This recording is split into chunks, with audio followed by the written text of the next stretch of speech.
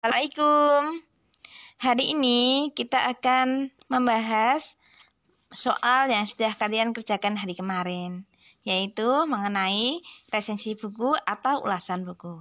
Baik, mari kita langsung ke nomor 1. Nah, kalau ada soal, ada teks, ada soal seperti ini, silahkan kalian baca soalnya dulu. Di sini yang ditanyakan mengenai keunggulan teks. Kalau keunggulan berarti yang baik-baik kan? Coba kita lihat. Kalimat 1. Buku ini berisi tentang tuntunan bagi pengembangan otak kanan anak secara maksimal. Belum ya? Ya, yang kedua ini. Bahasa yang sangat komunikatif membuat isi buku ini sangat mudah dipahami. Jawabannya B. Menunjukkan kelebihan. Soal nomor 2 ini gampang, sudah terlihat jelas. Ini bagian identitas buku. Nomor 3. Nah, ini yang ditanyakan sama keunggulan, tapi di sini kalian disuruh melengkapi kalimat keunggulan. Mana yang tepat? Coba yang A. Buku ini mengisahkan seorang anak yang memiliki ibu dengan sifat dan penampilannya berbeda dengan ibu teman-temannya. Belum ada keunggulan. Yang B. Kertas yang digunakan terlalu tipis dan menjadikan bukunya kurang kuat, sehingga mudah sobek dan lepas saat dibuka. Ini bukan kelebihan, tapi ini kekurangan ya. Yang C, sama ini kekurangan juga, ada kata sampul depan yang digarap kurang maksimal. Jawabannya yang D ya. Banyak sekali hikmah cerita sehingga dengan bacanya anak-anak akan belajar menjadi anak yang berkarakter. Baik, kita lanjutkan nomor 4. Yang ditanyakan sama keunggulan buku. Nah, kalau keunggulan buku kalian harus mencermati poin satu demi satu. Yang pertama kita lihat. Cerita ini terjadi di Desa Gantung, Belitung Timur.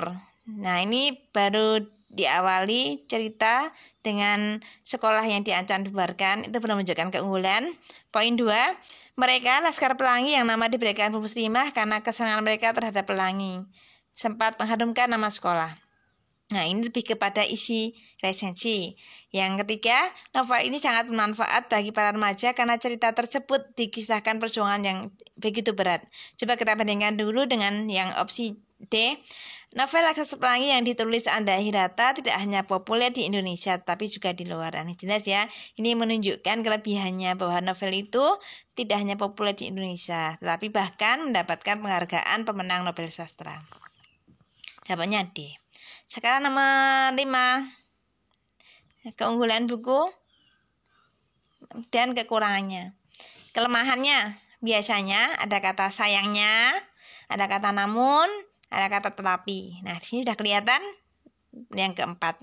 Terus kelebihannya di sini ada Salinger memang hebat dalam mengurai gejolak jiwa pemuda Holden yang liar dan amat reaksioner dalam keseluruhan kisah. Nah, menunjukkan kelebihan.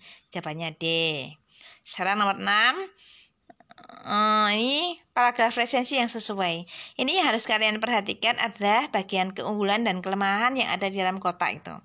Nah, apa yang ada dalam keunggulan dan kekurangan ini harus ada di opsi. Baik, kita cermati yang nomor 6A. Ini ada kata di sini tidak dicantumkan kelebihan. Ya, berarti ini yang A salah. Kalau yang B, kita lihat di sini mengemukakan persoalan dengan santai walaupun banyak menggunakan bahasa daerah. Ini kurang jelas nih, kelebihan mana, kekurangannya mana. Yang C, kita lihat buku dengan judul yang memikat ini ditulis dengan gayanya yang kuat dan uraian yang mendalam dengan menggunakan bahasa yang komunikatif. Ini kelebihan ya. Walaupun banyak menggunakan bahasa daerah, isi buku ini tetap menarik. Ini menunjukkan kekurangan. Nah, dalam menunjukkan kekurangan itu tidak boleh bersifat menjatuhkan penulis. Jadi isinya harus berupa membangun dan tidak menjelek-jelekan gitu. Nah, ketemu ya jawabannya yang C ya. Oke, sekarang nomor 8. Nomor 7. Keunggulan karya sastra. Kayak tadi mana yang merupakan keunggulan? Yang berupa kelebihannya. Kelihatan ya. Nomor 1. Kisah-kisah yang disampaikan Ida begitu menawan dan menyentuh. Jawabannya A. Sekarang ke soal nomor 8. Nah, ini bagian apa ini? Sudah ada garis-garisnya, ini kelihatan sekali. Di sini Dika meneruskan konsep komedi pakai hati miliknya, kedewasaan dan kematangan semakin terlihat di sini. Struktur bahasanya semakin rapi.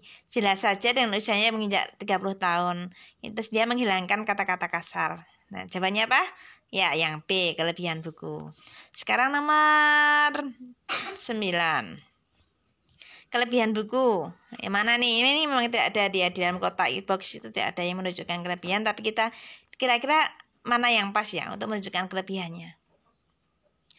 Kalau yang A, buku ini memang sangat cocok sebagai buku motivasi. Penyajiannya runtut, menarik dengan bahasa yang komunikatif.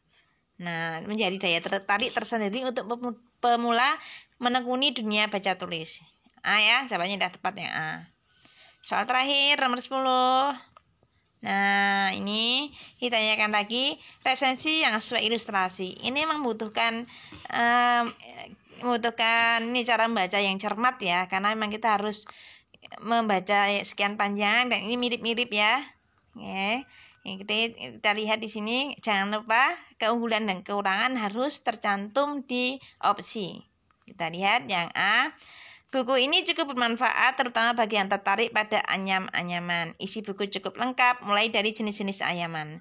Nah, tapi di sini tulis di sini, sayang sekali buku ini tidak didukung dengan ilustrasi yang menarik karena ilustrasinya hanya hitam putih. Oke, kenapa di sini nggak pas? Ada kata petunjuk-petunjuk kurang mendetail, padahal di situ ditulis keunggulannya detail. Salah ya. Sekarang yang B. Buku ini sangat bermanfaat, itu ya. Ada kelebihannya di sini. Bahasanya digunakan pun sederhana dan komunikatif, sesuai. Sayang sekali buku ini didukung dengan ilustrasi yang menarik. Sayang sekali buku ini tidak didukung dengan ilustrasi yang menarik karena hanya hitam putih. Komplit ya. Yang B. Oke, kita pilih jawabannya yang B. Mungkin itu selesai ya bahasan kita tentang ulasan buku fiksi non-fiksi. Nah, yang penting kalian harus mencermati soal, opsi, maupun mana yang sesuai. Terima kasih. Assalamualaikum warahmatullahi wabarakatuh.